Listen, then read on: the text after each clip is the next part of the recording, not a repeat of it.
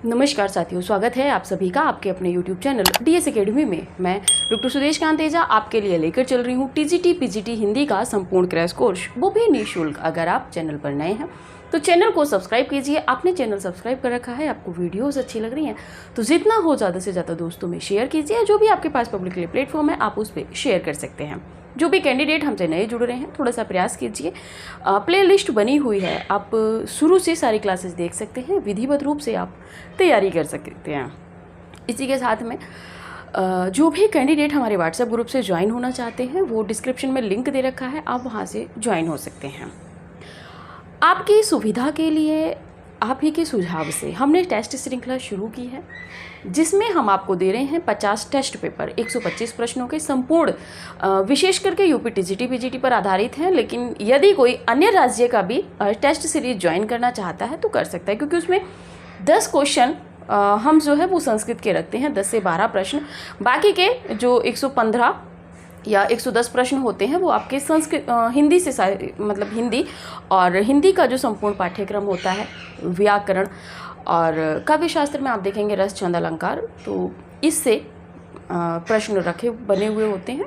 बस मात्र जो 10 से 12 प्रश्न होते हैं वो संस्कृत साहित्य और संस्कृत व्याकरण के होते हैं, जो यूपी टीजीटी पीजीटी या एलटी ग्रेड स्पेशल में लगे हुए हैं। जैसे कि अभी आप देख रहे होंगे एकलव्य मॉडल स्कूल के भी वैकेंसी अभी चल रही है, तो उसके लिए भी आप ज्वाइन कर सकते हैं। क्यों?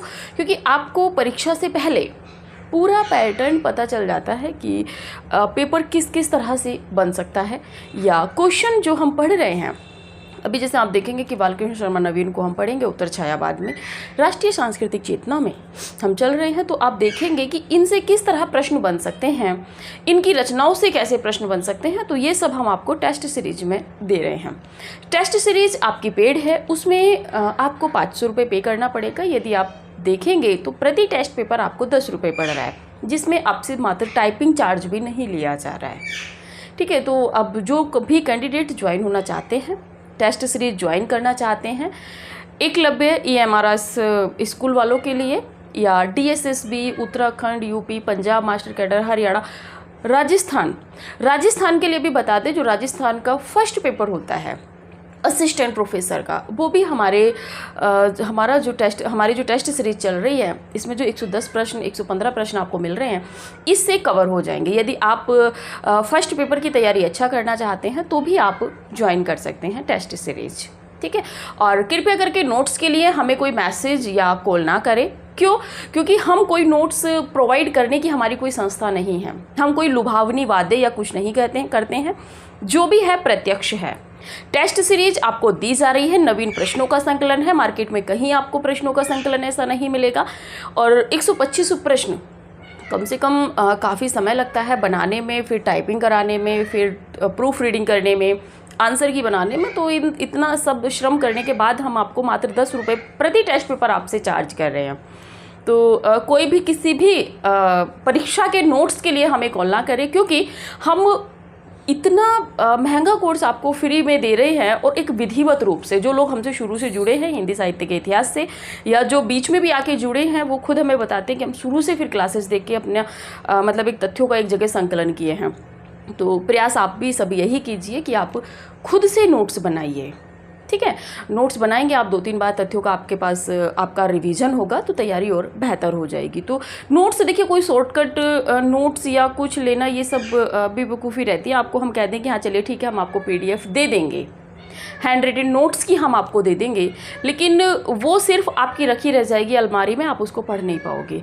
क्लास में कम से कम आपकी 30 से 35 मिनट की क्लास होती है, इससे ज़्यादा हम क्लास लेते भी नहीं हैं। तो क्योंकि अस्वस्थ थोड़ा चल रहे हैं, इसीलिए हम कम क्लास लेते हैं कम समय में, और उसमें भी हम जितना परीक्षा उपयोगी रहता है हम उतना आपको कवर करा देते हैं। जो यहाँ से छूटता है वो हम आपको PDF व्हाट्सएप ग्रुप में प्रोवाइड करा देते हैं हैंड रिटन नोट्स के माध्यम से। अभी थोड़ा विलम्ब चल रहा है, तो बाकी की भी जो PDF है वो जल्दी ही आपको प्रेषित कर दी जाएंगी। चलिए बात करते हैं आपने आज के टॉपिक की। आज का जो हम पढ़ रहे हैं उत्तर छायावाद में इससे पहली क्लास में हमने देखा था राष्ट्रीय सांस्कृतिक चेतना में जो काव्य था, राष्ट्रीय सांस्कृतिक जो काव्यधारा थी, उसमें हमने देखा था आपके सियाराम शरण गुप्त और कमेंट कीजिएगा किस कवि को देखा था। आज हम बात करेंगे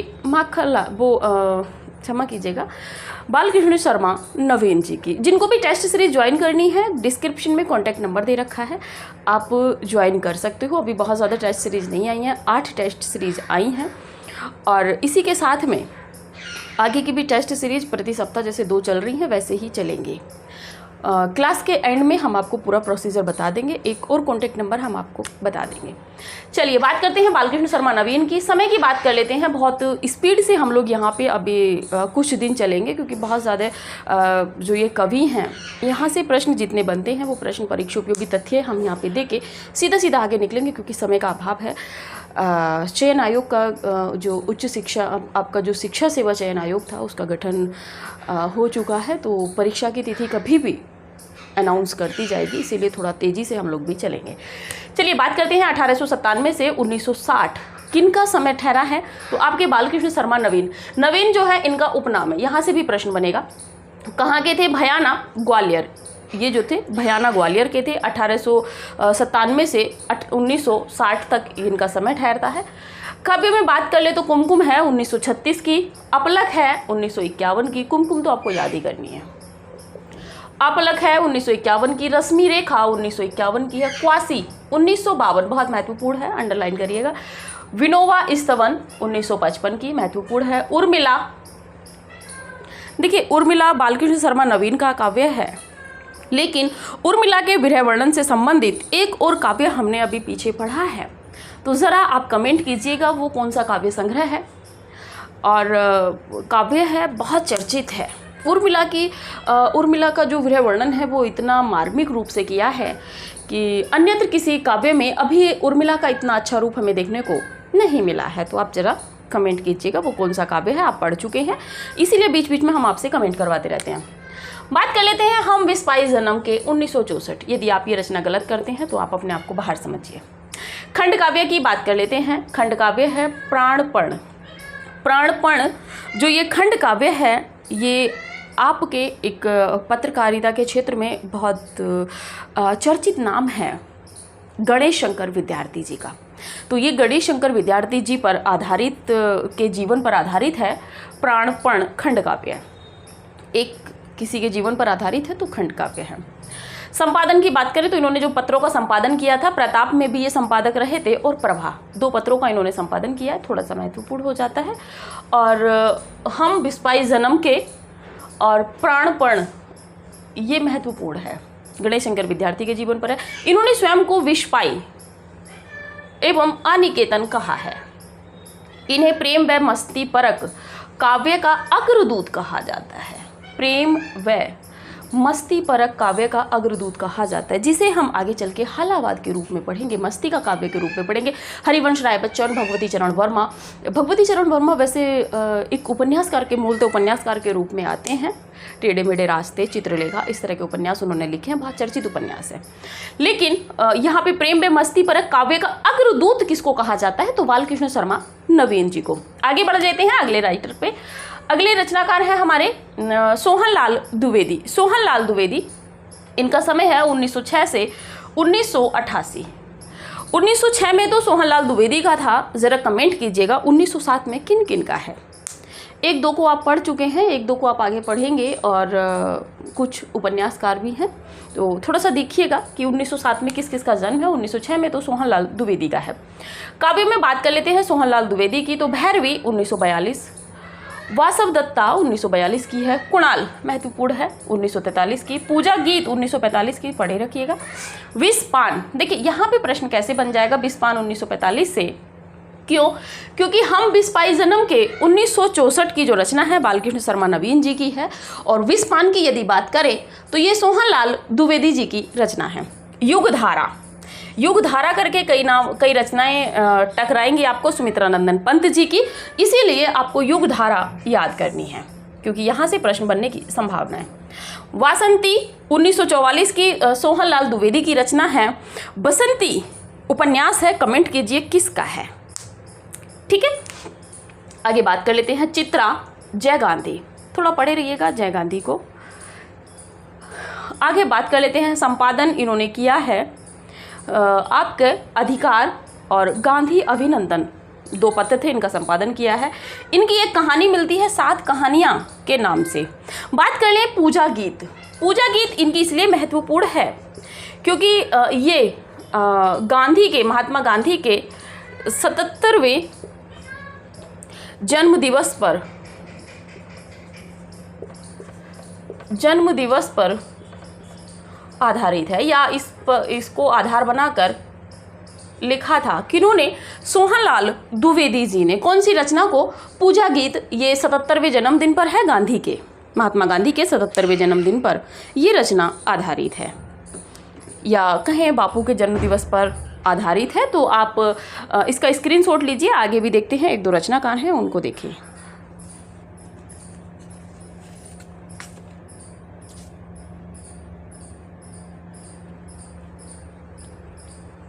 चलिए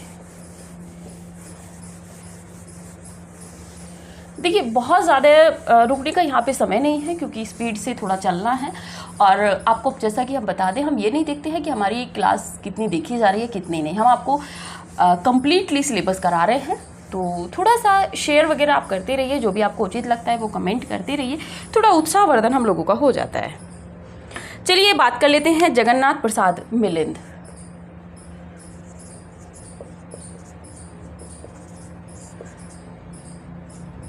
जगन्नाथ प्रसाद मिलिंद। मिलिंद इनका जो है उपनाम है। समय की यदि बात करें तो 1907 से 1986, अभी बोला था कि आप 1907 वाली लिस्ट बना के रखिएगा। काव्य में यदि इनकी बात कर लें तो काव्य में है इनके जीवन संगीत। जीवन संगीत का समय 1940 है। दूसरे नंबर पे बात करें तो आपकी नवयुवक के गान है। नवयुवक के गान, इसका जो इसके बाद में तीसरे नंबर पे है, इसका समय नहीं मिलता अभी। तीसरे नंबर पे है इनकी बलिपथ के गीत। बलिपथ के गीत, कहीं पे अगर थोड़ा इधर उधर बोल्ड हो जाता है तो आप वो इस पे ध्यान दिया कीजिए। 4th नंबर पे है भूमि की अनुभूति। भूमि की अनुभूति। 5वें नंबर पे है पंखुरिया। पंखुरिया। बात कर लेते हैं आगे कथा संग्रह। कथा संग्रह में यदि बात करें तो है बिल्लों का नखछेदन। बिल्लों का नखछेदन। इसी के साथ में नाटक में बात कर लेते हैं इनकी। तो नाटक में इन्होंने लिखा है प्रताप प्रतिज्ञा। किसका है? जगन्नाथ प्रसाद मिलिंद का प्रताप प्रतिज्ञा। दूसरे नंबर का नाटक है समर्पण। तीसरे नंबर का नाटक है गौतमानंद।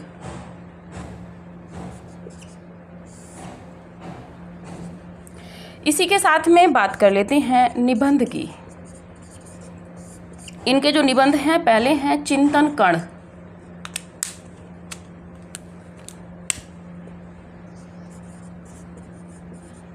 चिंतन कण की बात करें तो 1954 का है। दूसरे नंबर पे बात करें तो सांस्कृतिक प्रश्न। सांस्कृतिक प्रश्न, ठीक है। तो स्क्रीनशॉट लीजिए, देखते हैं थोड़ा सा।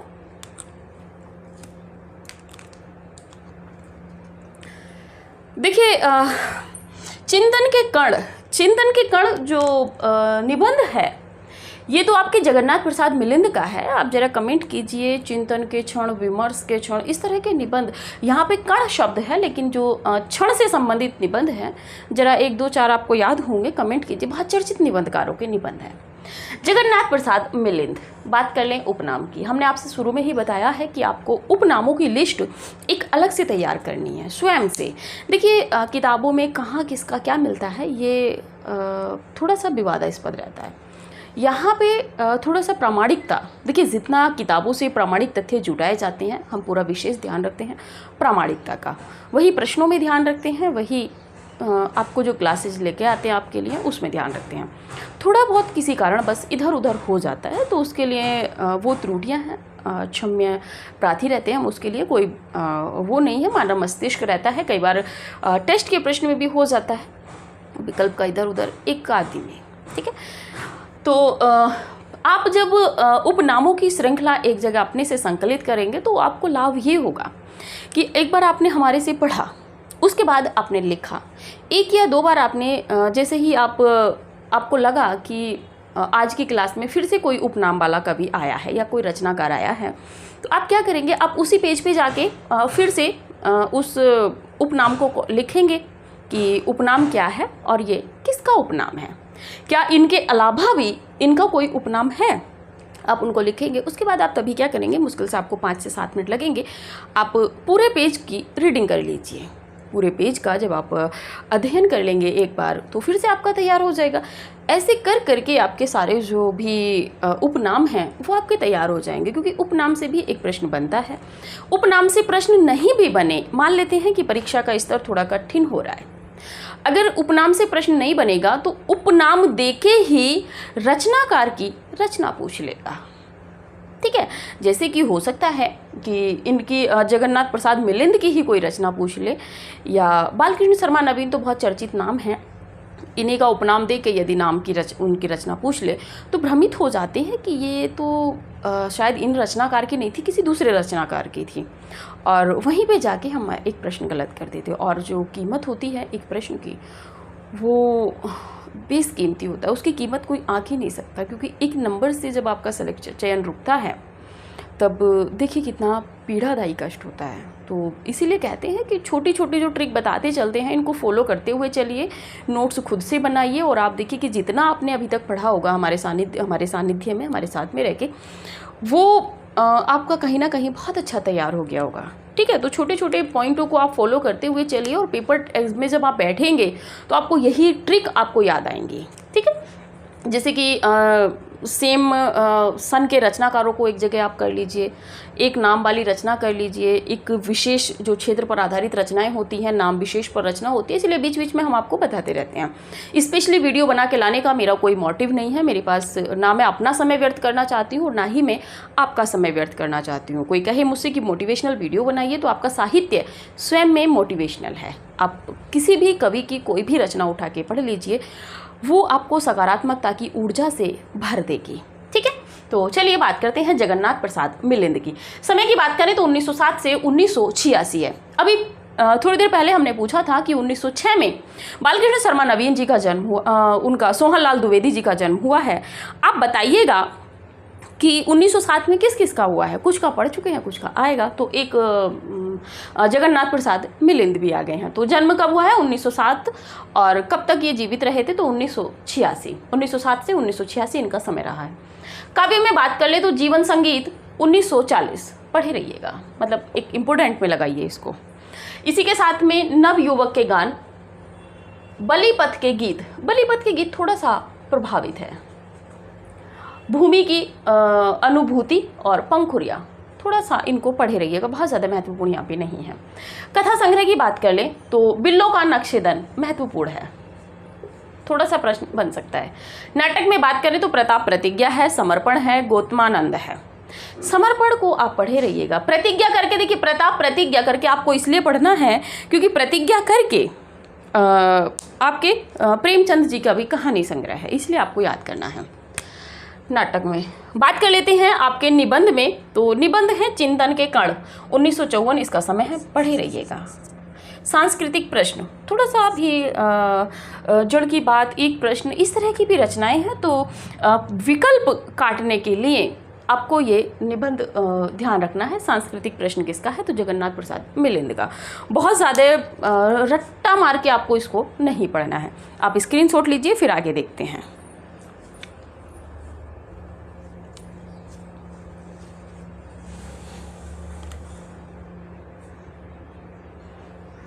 चलिए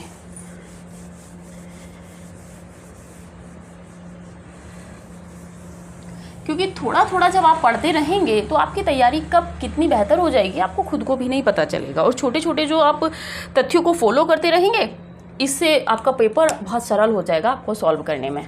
आगे बात कर लेते हैं श्याम नारायण पांडे।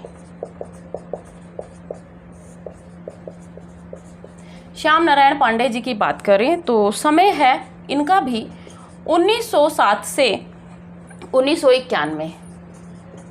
ठीक है, तो 1907 के आपको 2 मिल गए हैं, अभी पहले भी मिले थे, अभी आगे भी मिलेंगे। तो बात कर लेते हैं काव्य में इनके। हल्दी घाटी, वीर रस के कवि थे, हल्दी घाटी। दूसरा है जौहर। जौहर की बात करें तो 1945। तीसरे नंबर पे बात करें तुमुल 1948। इनकी आपको कोई भी रचना नहीं छोड़नी है। फोर्थ नंबर पे बात करें तो रूपांतर। रूपांतर की बात करें तो 1948 का है। 5वें नंबर की बात करें तो आरती।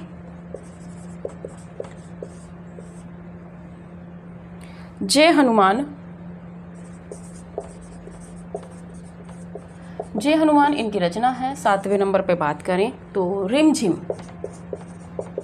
बहुत रचना मिली है रिमझिम करके, फिर से कमेंट कीजिएगा किसकी पढ़े हो अभी पहले। आंसू के कण।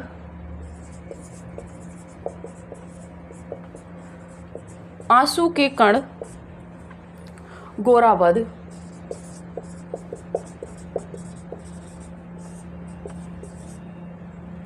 बस इतना ही है। बात कर लेते हैं थोड़ा सा हल्दी घाटी।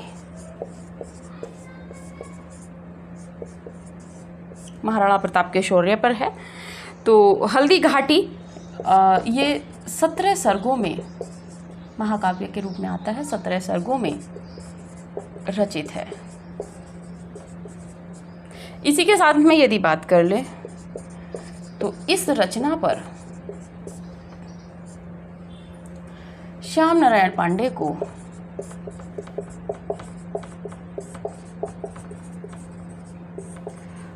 को देव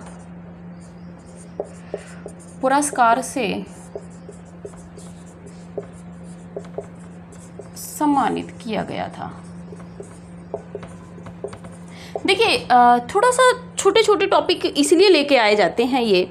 अब देव पुरस्कार इनको मिला, लेकिन सोचने वाली बात यह है कि किस रचना पे मिला, तो हल्दी घाटी पे। और देव पुरस्कार, देव तो आप जानते हैं रीतिकालीन कवि देव पर आधारित है देव पुरस्कार। ठीक है, तो श्याम नारायण पांडे जी की बात कर ले तो समय की बात करें 1907 से 1941 है। 1907 आपके महादेवी वर्मा, हजारी प्रसाद द्विवेदी, और अभी आपने रचनाकार पढ़े थे, और इनका भी समय 1907 है, जगन्नाथ प्रसाद मिलिंद का और श्याम नारायण पांडे का। काव्य में बात कर लें तो हल्दी घाटी ये आपकी जो रचना है ये 1941 की है। 1941 की, इसका समय छूट गया है, तो 1941 की है हल्दी घाटी। जौहर की बात करें, हल्दी घाटी आप छोड़िएगा नहीं क्योंकि ये बहुत चर्चित रचना है इनकी।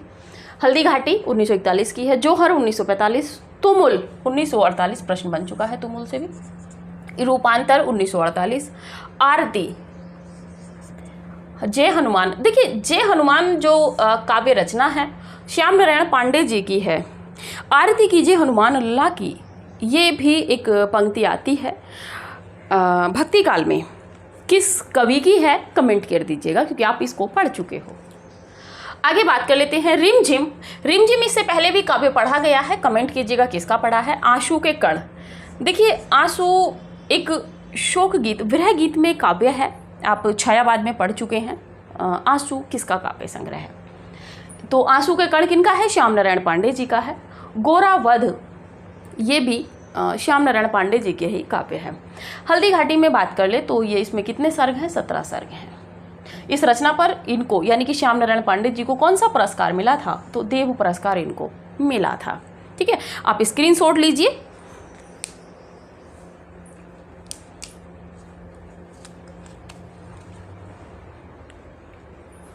चलिए देखिए आज की क्लास अभी यहीं तक रखते हैं, थोड़ा टेस्ट का बता दें, उसके बाद अगली क्लास जो होगी, अगली क्लास आप देखेंगे दोनों चर्चित कवि, एक कवि है और एक कवयित्री है, यानी कि रामधारी सिंह दिनकर और आपके सुभद्रा कुमारी चौहान।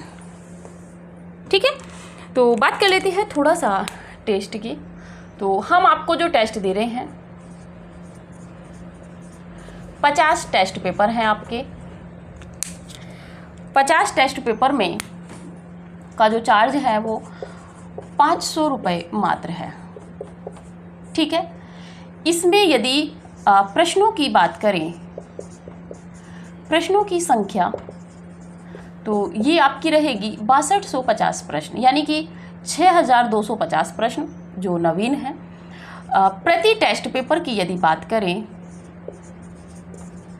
प्रति टेस्ट पेपर आपको 10 रुपये का पड़ रहा है और इसमें जो प्रश्नों की संख्या है, प्रश्नों की संख्या 125 है संपूर्ण पाठ्यक्रम पर, संपूर्ण पाठ्यक्रम पर। और इसमें संपूर्ण पाठ्यक्रम में होने के साथ ही सप्ताह में 2 टेस्ट पेपर, प्रति सप्ताह 2 टेस्ट पेपर हम आपको देते हैं। ठीक है, और इसको ज्वाइन करने के लिए आपको कॉल करनी होगी 9568802463। इस नंबर पे आप कॉल करके जो भी आपको इंक्वायरी लेनी है आप ले सकते हैं। यूपी टीजीटी पीजीटी स्पेशल है। अगर अन्य किसी राज्य का भी कोई कैंडिडेट टेस्ट सीरीज ज्वाइन करना चाहता है कर सकता है। राजस्थान असिस्टेंट प्रोफेसर का जो फर्स्ट पेपर है वो भी इस टेस्ट सीरीज से कवर हो जाएगा। ठीक है, तो आप 9568802463 पे कॉल करके जो भी आपको टेस्ट सीरीज ज्वाइन करनी है आप कर सकते हैं, क्योंकि प्रश्नों का संकलन एकदम नवीन है। पूर्व में हुई परीक्षाओं को देखते हुए पेपर बनाया जा रहा है, ये देखा जा रहा है। देखिए, जहाँ से 1% भी नगण्य सी भी संभावना हो रही है कि हाँ ये प्रश्न बन सकता है, वो हम आपको बनवा रहे हैं, प्रश्न आपको दे रहे हैं।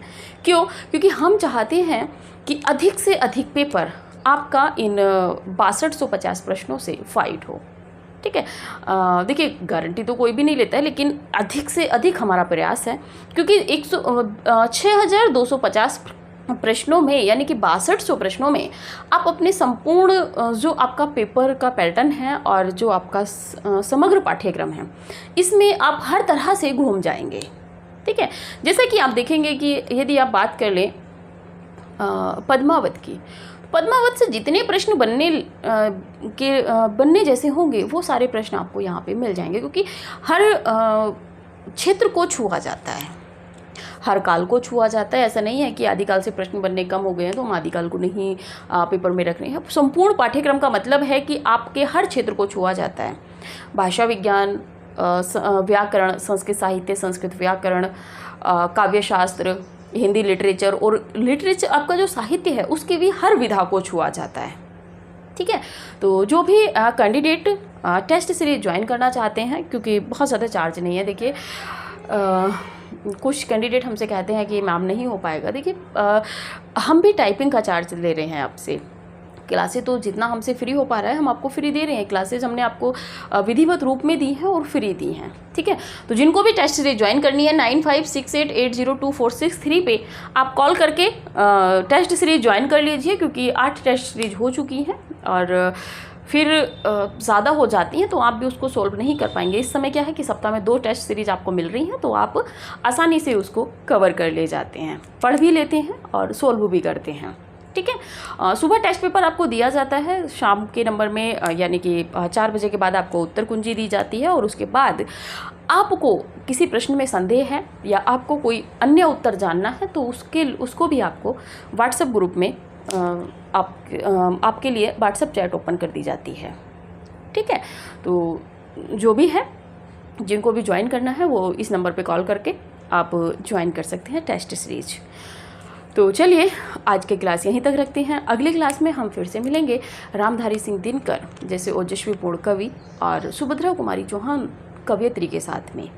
होगा तो प्रयास करेंगे कि छोटी छोटी क्लासों में दोनों को अलग अलग करें, क्योंकि दोनों अपने में बहुत अच्छी कवयित्री मतलब रचनाकार हैं और दोनों का साहित्य भी थोड़ा अच्छा है। ठीक है, तो अभी के लिए इतना ही, मिलते हैं अगली क्लास में, तब तक के लिए नमस्कार।